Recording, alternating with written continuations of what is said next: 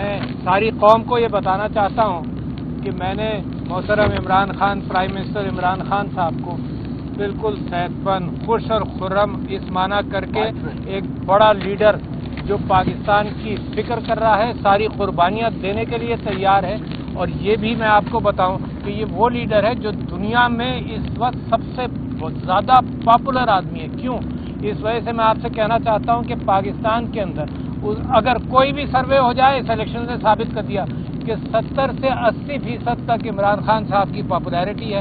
اس وقت دنیا میں کوئی لیڈر ایسا نہیں ہے جو اتنی بڑی پاپولیرٹی. یہی کہا کہ ساری فوج تو ملوث نہیں تھی، ساری فوج کو تو سزا نہیں دی، مگر پاکستان تحریک انصاف کے چند لوگوں کے اوپر آپ نے الزام لگایا اور ساری پارٹی کو بند کرنے کی فکر میں ہے. ساری پارٹی کے اوپر الزام لگا دیا. کیا یہ انصاف ہے؟ ہم بھی سمجھتے ہیں کہ فوج ساری اس چیز میں ملوث ہی نہیں ہے. عمر ایوب صاحب نے کہا کہ چند لوگ ہیں، مگر آپ نے ساری پارٹی کو بین کرنے کے چکر میں ساری پارٹی کا سمبل لیا گیا، ساری پارٹی کو دبایا گیا، ساری پارٹی پر آج بھی ظلم کیا جا رہا ہے. تو یہ ایک منطق ہے جو بالکل غلط. دوسری بات یہ کہ فوج کو بحث کی بنیاد بنا دیا.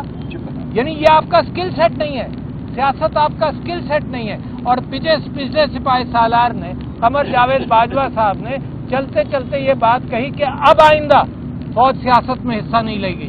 اس کا مطلب انہوں نے اقبال کیا اس بات کا کہ جب تک تو فوج حصہ لے رہی تھی سیاست میں، اب نہیں لے گی. پھر آپ کہتے ہیں جی فوج کا کوئی ہاتھ نہیں، فوج کا انتخابات کے اندر کوئی ہاتھ نہیں ہے. ایک بچہ جانتا ہے، لاکھوں کلپس موجود ہیں کہ فوج نے انتخابات کے اندر کیسے انٹرفیئر کیا.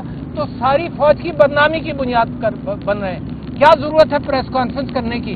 آپ نے فوج کو نقصان پہنچایا، فوج کی آرگنائزیشن کو نقصان پہنچایا، فوج کے بزنسز کا شوشہ چھوڑ دیا آپ نے، وہ باعث بحث بن گئے. اور اس وقت حال یہ ہے کہ ایک کرٹیسزم آپ نے پوری فوج پر انوائٹ کیا. چند لوگوں کا کام ہے. الیکشن کے اندر جو مینڈیٹ چھینا گیا اس کی ذمہ داری سب لوگ جانتے ہیں. ہزاروں کلپس موجود ہیں جس کے اندر کچھ اہلکار ذمہ دار ہیں، کچھ اہلکار موجود ہیں. اور جب آپ آ کر یہ کہیں گے کہ نہیں ایسے ہم لوگ کوئی فوج کا اس میں ہاتھ نہیں ہے، فوج کا یقیناً ہاتھ نہیں ہے، مگر کچھ لوگوں کا فوج کے اندر سے کچھ لوگوں کا ہاتھ اس کے اندر ہے. تو میں سمجھتا ہوں کہ پاکستان کے حالات کے اندر اس بات کا امکان ہے. تیسری بات آپ نے یہ کہی کہ جی معافی مانگی جائے. تو مجھ سے کا سوال ہوا لاہور میں، تو میں نے یہ کہا کہ معافی وہ مانگے جس پر ظلم ہو رہا ہے، یا معافی ان کو مانگنی چاہیے جو ظلم کی بنیاد بن رہے ہیں. یہ بڑا اہم نقطہ ہے. میں اس ظلم کے باوجود ساری قوم کھڑی ہے عمران خان صاحب کے ساتھ، اور میں سمجھتا ہوں عمران خان صاحب جو امید کی کرن ہے. اس وقت عقل مندی کا تقاضا یہ ہے کہ زمین کو پہچانا جائے.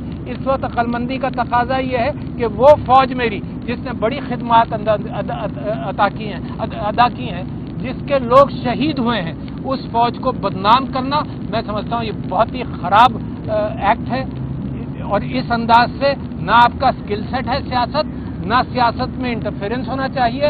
اور سیاست سے دور رہ کر جن لوگوں کو قوم نے مینڈیٹ دیا ہے ان کے اوپر بھروسہ کریں.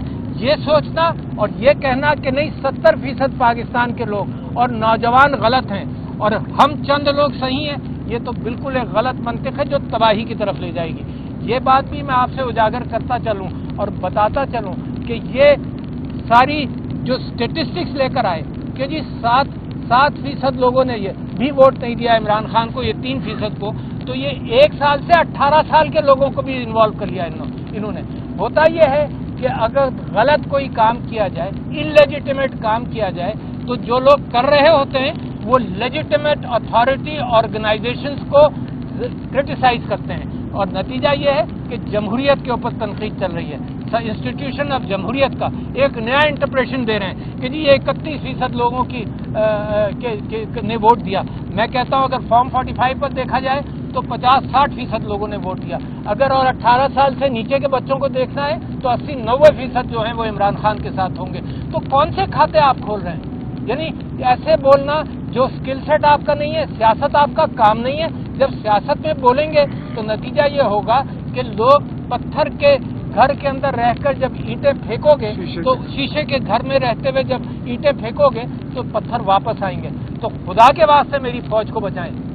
خدا کے واسطے ایسا نہ کریں کہ میرے انسٹیٹیوشنز کو تباہ کریں. یہ انسٹیٹیوشنز ہمارے ہیں, یہ انسٹیٹیوشنز قوم کے ہیں, اور اگر یہ کہا جائے کہ جی یہ ادارے اور یہ بزنسز فوج کے چل رہے ہیں, اس میں کسی سے پیسہ نہیں لیا گیا, تو پاکستان کے ٹیکس پر, پاکستان کے ٹیکس ایگزمپشنز پر, پاکستان کی زمینوں پر یہ انسٹیٹیوشن چل رہے ہیں. یہ انسٹیٹیوشنز ہمارے ہیں, اس سے ہمیں بالکل کوئی انکار نہیں. اور میں اس بات سے اتفاق کرتا ہوں کہ جو 9 مئی کے ذمہ داران ہیں, تحقیقات کرو, اور تحقیقات کر کے سب کو قرار واقعی سزا ملنی چاہیے, اس میں ہمارا اتفاق ہے. تو میں آپ کا شکریہ ادا کرتا ہوں, اور یہ پیغام, اور میں میڈیا سے گزارش کرتا ہوں کہ حق اور انصاف کے ساتھ کھڑے ہو. انسٹیٹیوشن آپ بھی بہت بڑے ہیں, زور زبردستی کے باوجود, جیسے میرے سارے بھائی میرے ہیروز ہیں جنہوں نے قربانیاں دی اور کھڑے رہے, میں چاہتا ہوں کہ میڈیا بھی اسی طرح سے کھڑا رہے. بہت شکریہ.